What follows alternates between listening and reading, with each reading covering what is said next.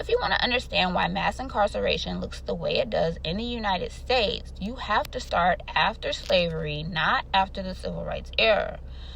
The system didn't disappear, it was re-engineered. After the Civil War and the formal end of slavery, Southern states faced a problem. They had lost a free labor system, and they needed workers to rebuild roads, railways, mines, and farms. Convict leasing solved that problem.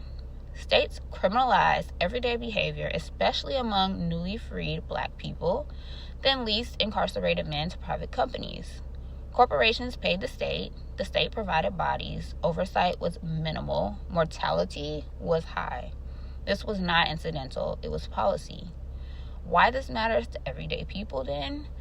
For black communities, freedom existed on paper but not in practice.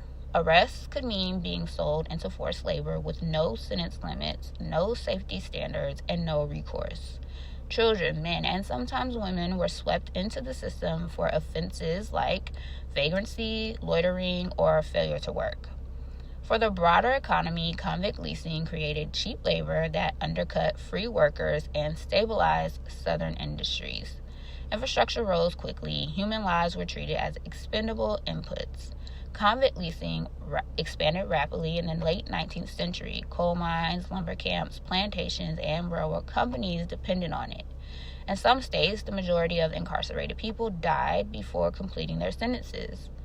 When public pressure eventually forced states to end leasing, they replaced it with chain gangs and prison farms.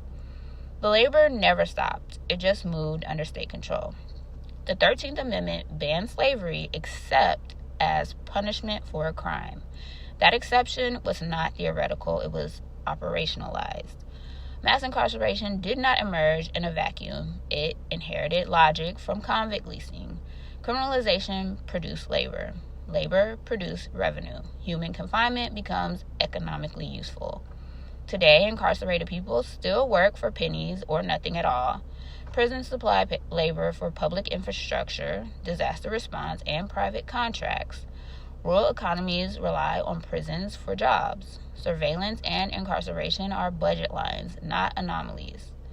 The continuity is structural, not rhetorical. Convict leasing explains why punishment and profit remain intertwined in American law.